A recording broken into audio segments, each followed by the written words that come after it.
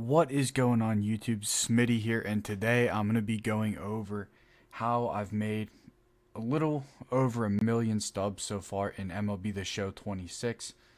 We're a little bit over a week into the launch of the game.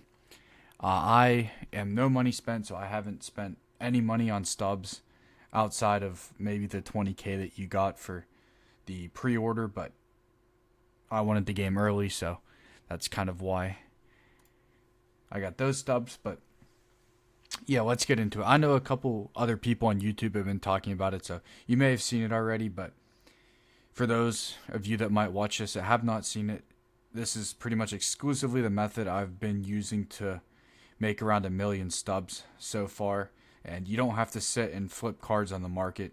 You actually get to play the game. So that's a bit of a plus if you ask me there. So the way that I was able to do this is under mini seasons and the WBC mini season. So if we go into the goals here, once you complete this once, which we'll assume that everyone's probably completed this once. So what you will get is, this doesn't matter, the uniform. If you win the WBC championship, you're going to get 10 show packs and a ball and pack. So a pack bundle plus one championship banner, which I'll touch on in a couple minutes here. The most important part about this WBC mini seasons is that you're going to be scoring 56 runs to get the 3 ball and packs. So when I go into this, I do the 3 inning games instead of 9. And you're going to play, if you win everything, you're going to play 7 games. So the way it breaks down is you need to be scoring 8 runs per game.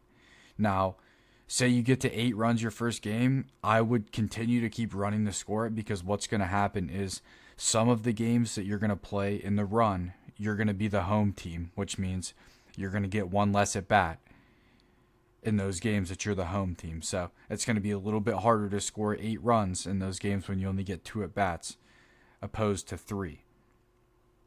Now, when I'm going through this, I'm running team setups for team affinity points, which I'll cover in a minute here. So it's not as easy to score if you don't have, say, the greatest hitters in the game. Like, you're going to hit some perfects and they're going to be out to the warning track.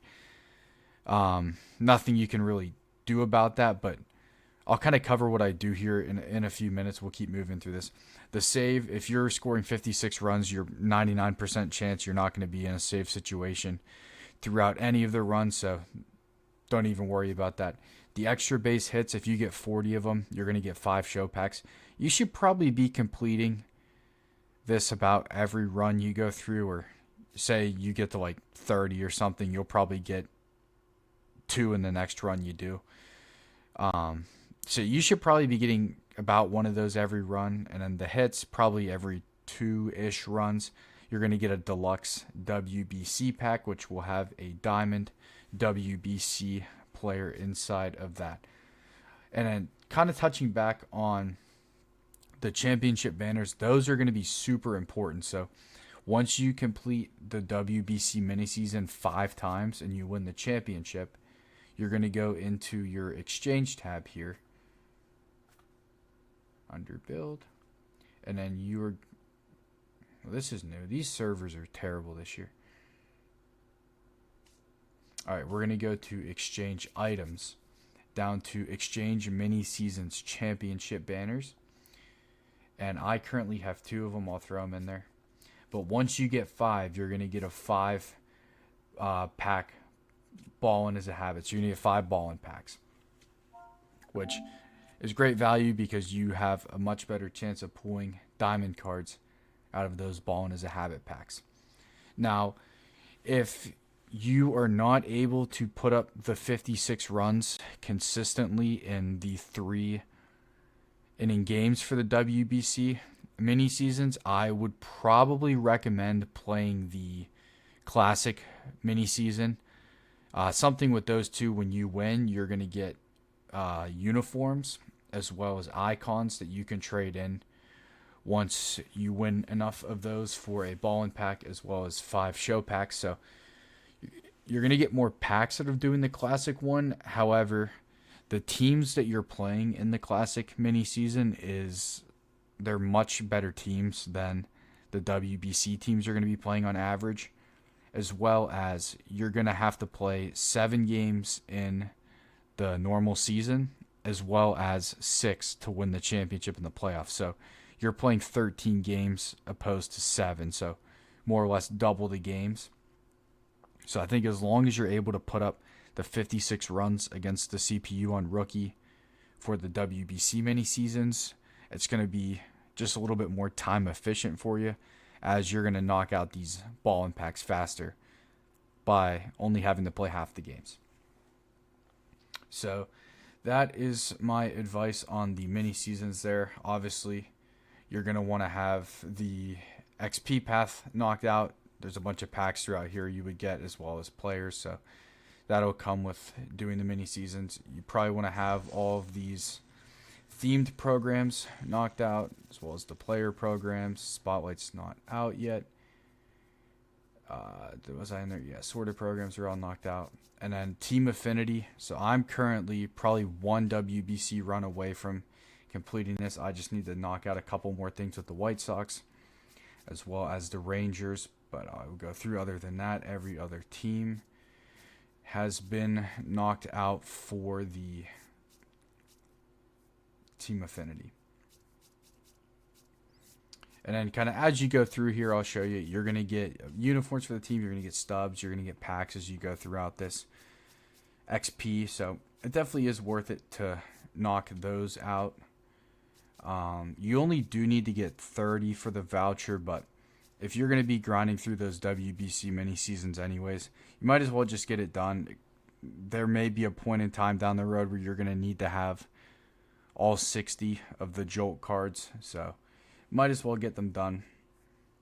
And the last thing I kind of wanted to touch on is this number 1 fan. So when you knock these out, these are going to take a little bit longer. You're going to get some pretty good rewards in terms of packs for doing this stuff. So with this, it's going to be like Jolt cards, maybe gold cards. You need to. This is the collection reward for the Cardinals, and then this is the Jolt Lee Smith that you get at the very end. And then it's going to be just PXP with, say, that team's players. So what I think I'm going to do once I knock out all the Jolt cards, I'm going to keep playing the WBC mini seasons, but I'm going to go back and make sure that I am knocking out all of like, say, the final Jolt card as well as the team collection card. If I'm close on any of this PXP, knock that out as well, because you will earn some nice packs going through and doing that. So yeah, that's pretty much it. That's my 2 cents on the whole thing. Unfortunately, you're kind of going to be up to some RNG with the packs. You know, it's not like, oh, if you do it one time, you're going to make 50k stubs. Like, it's going to vary. I've pulled a good amount of diamonds. I haven't pulled anything crazy.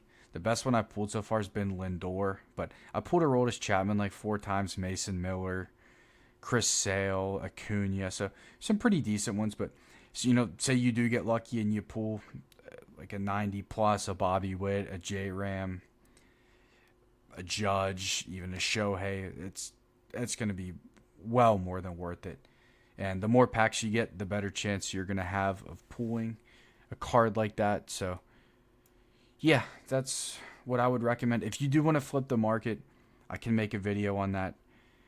The biggest thing I've been seeing right now is flipping bronze cards that have a nice margin where you can make 40 to 50 stubs per card. That's just, to me, I don't know, like you're playing a video game and you're going to sit on the market and flip virtual cards when you could just play the game. I don't know. That's just my 2 cents. But if you guys do want to see a video on how to flip, let me know. I can show you. But yeah, that's been it for this one.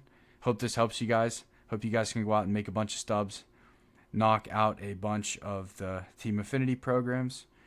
And yeah, I will be making a video here soon, probably posting it tomorrow, the day before the new Threads program comes out. I'm going to go over how to kind of prepare for that.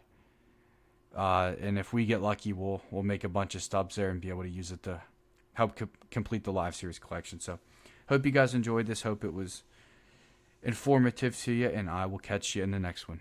Peace.